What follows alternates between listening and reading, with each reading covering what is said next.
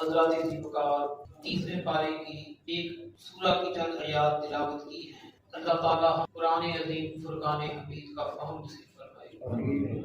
قرآن ایسی دولت ہے جس کی چمک قیامت تک کے لیے باقی رہنے والی ہے۔ جنت میں نمازیں نہیں ہوں گی، حج نہیں ہوگا، لیکن قرآن کی تلاوت وہاں بھی ہوتی نظر آئے گی۔ خالق کائنات قرآن عظیم فرقان حمید میں ارشاد فرماتا ہے، اعوذ باللہ من الشیطان الرجیم، بسم اللہ الرحمن الرحیم۔ عبس وتولی، عبسہ کا معنی ہے کسی وجہ سے ماتھے پر بل آ جانا، انسان کا جو چہرہ ہے وہ متغیر ہو جانا اور اس کے چہرے پر ناراضگی ظاہر ہونا، عبوس ماتھے پر بل آ جانے کو کہا جاتا ہے۔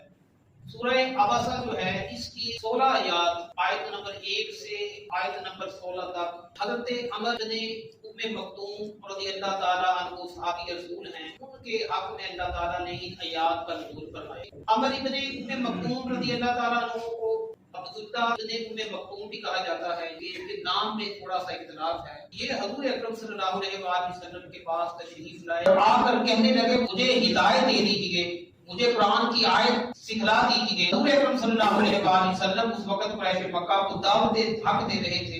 عتبہ جو ہے، ابو جہل جو ہے اور دیگر دوسرے سردار جو قریش مکہ کے تھے وہ بیٹھے ہوئے تھے آپ علیہ السلام کے پاس، کسی بھی طریقے سے دعوت حق کو قبول کرتے ہوئے ان کے ماننے والے بھی اسلام لے آئے۔ اس پر حریص تھے حضور اکرم صلی اللہ علیہ وآلہ وسلم۔ اسی اسنا میں حضرت عبداللہ بن ام مکتوم رضی اللہ تعالیٰ تشریف لائے۔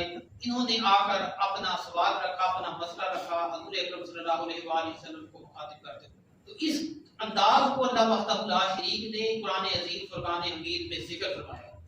عبس وتولی، تیوری چڑھائی اس پر اور منہ موڑا اس پر، کہ حضور اکرم صلی اللہ علیہ وآلہ وسلم نے تھوڑا سا جو رخ ہے اپنا قریش مکہ کی طرف کا لیا۔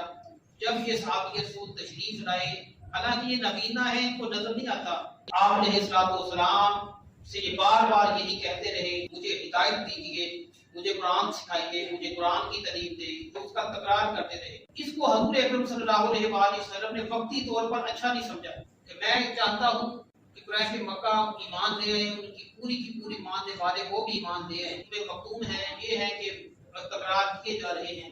اس کو اللہ وحدہ لا شریک نے ذکر فرمایا۔ عبس وتولی، تیوری چڑھائی اس پر اور منہ موڑا اس پر۔ ان جاء الاعمى، یہ کہ آیا ان کے پاس ایک اندھا، وما يدریک لعلہ یزکیٰ، اور اس پر کہ شاید یہ جو ہے آنے والا جو ہے یہ اس سے ستھرا ہو جائے، اس کو پاکیزگی نصیب ہو جائے۔ او یذکر فتنفعہ الذکریٰ، یا کہ آپ کا نصیحت کرنا اس آنے والے کو فائدہ دیتے۔ اما من استغنیٰ، وہ جو گفتگو سن رہے تھے، بیٹھے ہوئے تھے، وہ حضور اکرم صلی اللہ علیہ وآلہ وسلم کی باتوں پر زیادہ کام نہیں کر رہے تھے۔ فَأَنْتَ لَهُ تَصَدَّى، اور آپ علیہ السلام ان کی طرف مشغول ہو رہے تھے اور آپ سے اعراض فرما رہے ہیں۔ یہ صحابی رسول ہیں، آپ سے اعراض فرما رہے ہیں اور ان کی طرف متوجہ ہو رہے ہیں۔ اس حال کو اللہ وحدہ لا شریک نے یہاں ذکر فرمایا۔ اور آپ علیہ السلام تو چاہتے تھے، آپ علیہ السلام کی خواہش یہی تھی سارے کے سارے اسلام لے آئے، ایمان لے آئے، ایمان کی دولت سے آراستہ ہو جائے۔ وما علیک الا یزکیٰ، اللہ وحدہ لا شریک نے فرمایا ہے پیارے محبوب آپ پر یہ نہیں ہے کہ وہ ستھرا ہو، یہ جن سے آپ گفتگو کر رہے ہیں، یہ آپ کی باتوں کو سن کر ایمان لے آئے، یہ ذمہ آپ کے ذمہ نہیں ہے، یہ تو اللہ وحدہ لا شریک کا کام ہے۔ آپ تبلیغ کر رہے ہیں، اس پر اللہ وحدہ لا شریک آپ کو اجر عظیم دینے والا ہے۔ وَأَمَّا مَنْ جَاءَكَ يَسْعَىٰ، اور آپ اس کی طرف توجہ دیں جو آپ کے پاس دوڑتا ہوا آیا ہے، وہ دین سیکھنے کی بات کر رہا ہے، آپ اس کی باتوں پر کام کریں۔ تو یہ پس منظر تھا جو میں نے آپ کے سامنے ذکر فرمایا۔ وَهُوَ يَخْشَىٰ، قرآن نے جہاں ذکر فرمایا، حالانکہ یہ ایسا شخص ہے جو اللہ سے ڈرنے والا ہے، جس کے اندر ڈر ہے، خوف ہے۔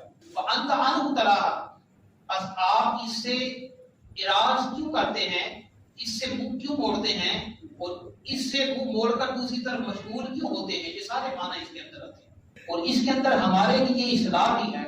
ہمارے لیے اس کے اندر کیا اصلاح ہے کہ جب بھی آپ کسی کے ساتھ گفتگو کریں تو پوری توجہ کے ساتھ اس کی باتیں سنیں، اس کے ساتھ محو گفتگو رہیں، تاکہ وہ یہ نہ کہے کہ میری تو بات ہی کوئی نہیں سن رہا۔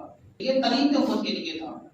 حالانکہ حضور اکرم صلی اللہ علیہ وسلم دین کی دعوت دے رہے ہیں، صحابہ کرام یہ ادب بھی جانتے ہیں لیکن بعض اوقات ایسا ہوتا ہے، موقع ایسا بن جاتا ہے جس کے اندر اللہ وحدہ لا شریک نے امت کے لیے حکمت رکھی ہوتی ہے، حکمت کے موتی اس کے اندر پوشیدہ ہوتے ہیں جو ظاہری طور پر ہمیں نظر نہیں آتے، لیکن اس میں کوئی نہ کوئی حکمتیں ضرور ہوتی ہیں جن کو اللہ وحدہ لا شریک ظاہر فرما دیتا ہے۔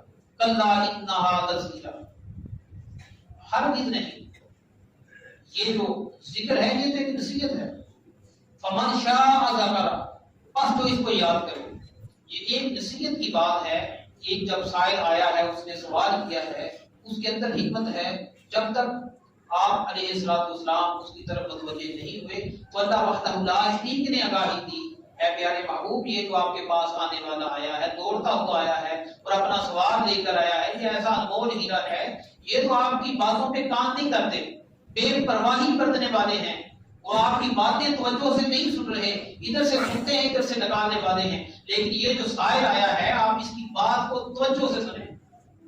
یہ حضور اکرم صلی اللہ علیہ وآلہ وسلم کو تنبیہ اللہ وحدہ لا شریک نے کی کہ آپ سمجھتے ہیں کہ قریش مکہ یہ ایمان لے کہ ان کی قسمت میں ہدایت نہیں ہے، دیکھیں ابو جہل مرتے وقت تک کلمہ نہیں پڑھا اور آخر تک غیر مسلم رہا، اس کی قسمت میں ہدایت نہیں تھی۔ فی صحف مکرمہ مرفوعۃ مطہرہ بأیدی سفرہ کرام بررہ، ان آیات کے اندر سارے کا سارا قرآن عظیم فرقان حمید میں جو اللہ تعالیٰ نے حسن رکھا ہے وہ کشیدہ فی صحف مکرمہ، یہ عزت والی کتاب کے اندر ہے۔ صحف کہتے ہیں اللہ تعالیٰ کے جو فرشتے ہیں وہ جو لکھتے ہیں وہ کسی چیز میں کوتاہی نہیں کرتے، جو بھی بات ہوتی ہے اس کو درج فرماتے ہیں، انسان نے اچھا عمل کیا ہوتا ہے اس کو بھی وہ درج فرماتے ہیں، برا کیا ہوتا ہے اس کو بھی وہ درج کرتے ہیں۔ مرفوعۃ مطہرہ، بلندی والی ہے، مرفوع کہتے ہیں بلندی کے مقام، بلندی والی، مطہرہ کہتے ہیں پاکی والی۔ قرآن عظیم فرقان حمید سے پڑھ کر بلندی والی، پاکی والی، اور اللہ وحدہ لا شریک کی مخلوق جو لکھنے والی ہے، جو ہر چیز کو لکھ رہے ہیں، آئی سفر ہاتھوں میں ہے، لکھنے والے جو لکھ رہے ہیں اس پہ کوئی کوتاہی نہیں کرتے، لکھنے والے جو لکھ رہے ہیں اس میں کوتاہی کرنے والے نہیں ہیں۔ کرام بررہ، عزت والے ہیں، معزز ہیں۔